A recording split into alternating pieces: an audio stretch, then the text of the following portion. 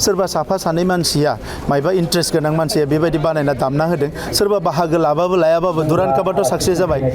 नैथि खेबनि थाखाय दुरान्ड काप खुंजाबाय बेयाव साक्सेसफुलि आरो बेवहाय दिनै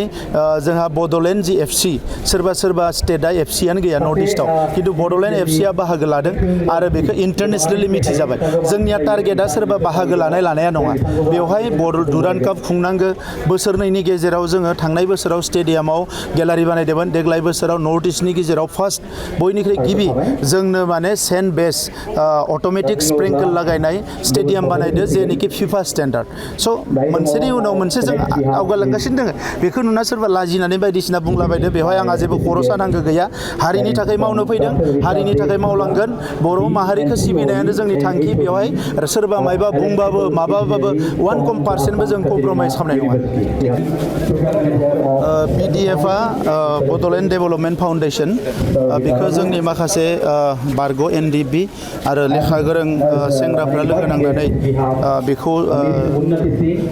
माखासे बोसोरनि सिगाङावल' जागायदोंमोन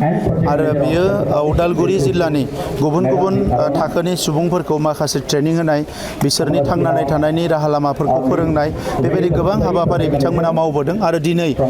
बे BDF केम्पासाव माखासे स्किलिं सेन्टारनि थाखाय इउनिसेफजों काजिरङा इउनिभारसिटिजों गासैजोंबो लोगो नांनानै गोबां इनिसिएटिभ लादों आरो एन्टायार बड'लेण्डआव BDF-आ दिनै जोबोद मोजां खामानि मावदों दा जाय मोनसे समाव बे NDB-नि डिजिगनेटेड केम्पमोन नाथाय दिनै बेवहाय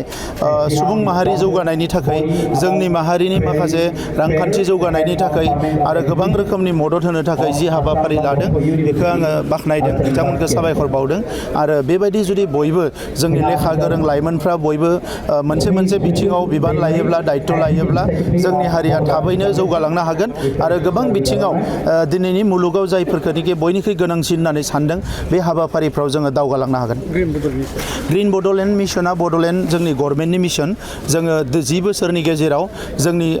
जि आबहावा बेखौ जाहाथे जेरैखि जाया मोजां खालामफिननो हायो बिनि थाखाय जोङो ग्रिन बड'लेण्ड मिसनखौ लादों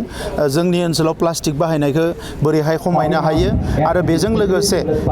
जोंनि ओनसोलनिफ्राय जि दै माखासे रानलांनाय बायदिसिना थासारिफोरखौबो नायनानै जोङो ग्राउन्ड वाटार बाहायनायखौ बोरैहाय 10 बोसोरनि गेजेराव फोजोबहैनो हायो बेबायदि गोबां मिसन लानानै ग्रिन बड'लेण्ड मिसनखौ जोङो लाबोनाय जादों मानोना गासैबो मुलुगा दिनै बिदुंनि सायाव एबा दुंहाव मोनसे जि थासारि लासैनो बांनो हमदों माने बोथोरा दा बेखौ माने खमायनो थाखाय मुलुगनि मानसिफ्रा खामानि मावदों दा बेवहाय बड'लेण्डआबो फासयना थानो हाया ओंखायनो जोंबो बे बिथिंफोरखौ लानानै खामानि मावदों जिथु थांनाय बाराव